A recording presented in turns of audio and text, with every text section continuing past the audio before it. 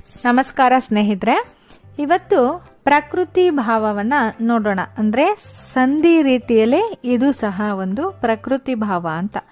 ಹಿಂದಿನ ವಿಡಿಯೋದಲ್ಲಿ ಆದೇಶ ಸಂಧಿಯನ್ನ ನೋಡಿದ್ವಿ, ಅದನ್ನ ವ್ಯಂಜನ ಸಂಧಿ ಅಂತ ಹೇಳಿ ಕೂಡ ಕರಿತೀವಿ. ಪ್ರಕೃತಿ ಭಾವ ಅಂತಂದ್ರೆ ಇದ್ದ ಹಾಗೆ ಇರುವುದು ಅಂತ ಹೇಳಿ ಅರ್ಥ.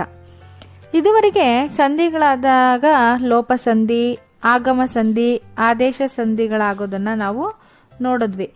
ಸ್ವರದ ಮುಂದೆ ಸ್ವರ ಬಂದ್ರೆ ಲೋಪ ಆಗ್ಬೇಕು ಅಥವಾ ಆಗಮ ಆಗ್ಬೇಕು, ಯಾವುದಾದರೂ ಒಂದು ಸಂಧಿ ಆಗ್ಲೇಬೇಕು ಅಂತ ಹೇಳಿ ನೋಡಿದ್ವಿ. ಆದ್ರೆ ಪ್ರಕೃತಿ ಭಾವದಲ್ಲಿ ಆ ರೀತಿ ಇಲ್ಲ. ಏನಿದು ಪ್ರಕೃತಿ ಭಾವ ಅಂತ ಹೇಳಿದ್ರೆ ಕೆಲವೊಂದು ಉದಾಹರಣೆಗಳನ್ನ ನಿಮ್ಗೆ ನೋಡಿದ್ರೆ ಅರ್ಥ ಆಗುತ್ತೆ.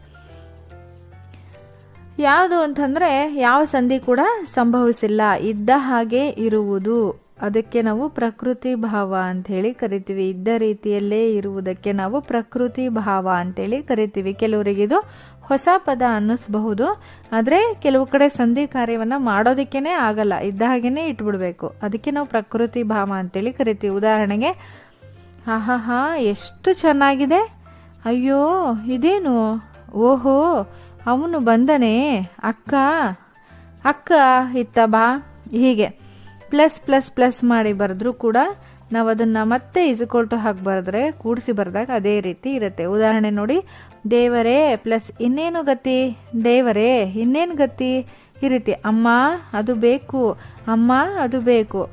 ರಾಮ ಅಲ್ಲಿ ನೋಡು, ರಾಮ ಅಲ್ಲಿ ನೋಡು. ಗುರುವೇ ಪ್ಲಸ್ ಉದ್ಧರಿಸು, ಗುರುವೇ ಉದ್ಧರಿಸು. ಹೀಗೆ ನಾವು ಪ್ಲಸ್ ಮಾಡಿ ಬರೆದಾಗ್ಲೂ ಕೂಡ ಸಂಧಿ ಕಾರ್ಯವನ್ನ ಮಾಡಿ ಬರೀಬೇಕು ಅಂತ ಹೋದ್ರೆ ಸಾಧ್ಯ ಇಲ್ಲ. ಅದು ಇದ್ದ ಹಾಗೆ ಇಡಬೇಕು, ಇಲ್ಲಾಂದ್ರೆ ಅರ್ಥ ಕೆಟ್ಟು ಹೋಗುತ್ತೆ. ಹಾಗಾಗಿ ನಾವು ಅದನ್ನ ಪ್ರಕೃತಿ ಭಾವ ಅಂತೇಳಿ ಕರಿತೀವಿ.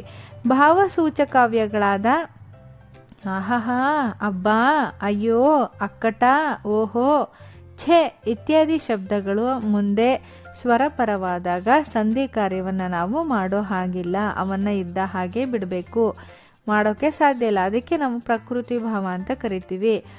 ಆ ಎಂಬ ಎರಡನೇ ಆ ಇರುತ್ತಲ್ಲ, ಆ ಎಂಬ ಸ್ವರ ಶಬ್ದದ ಮುಂದೆ ಅ, ಆ, ಐ ಸ್ವರಗಳು ಬಂದರೆ ಸಂಧಿ ಕಾರ್ಯವನ್ನ ಮಾಡಬಾರ್ದು, ಇದ್ದ ಹಾಗೆ ಬಿಟ್ಟು ಬಿಡಬೇಕು.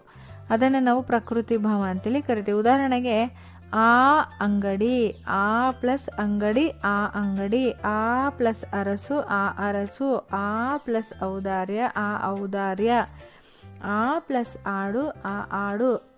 ಆ ಐ ಔ ಬಂದ್ರೆ ಆ ಮುಂದೆ ಸಂಧಿ ಕಾರ್ಯ ಮಾಡಬಾರ್ದು ಅಂತ ಹೇಳಿದೆ ಅಲ್ವಾ. ಅದೇ ರೀತಿ ನಿಧಾನವಾಗಿ ಉದಾಹರಣೆಗಳನ್ನು ಒಮ್ಮೆ ನೋಡಿ ನಿಮ್ಗೆ ಅರ್ಥ ಆಗುತ್ತೆ ಪ್ರಕೃತಿ ಭಾವ ಅಂದ್ರೆ ಏನು ಅಂತ. ಧನ್ಯವಾದಗಳು. ಅರ್ಥ ಆಗಿದೆ ಅಂತ ಭಾವಿಸ್ತೀನಿ. ಆಗದೇ ಇದ್ರೆ ಇನ್ನೊಮ್ಮೆ ನೋಡಿ, ಅರ್ಥ ಆಗುತ್ತೆ.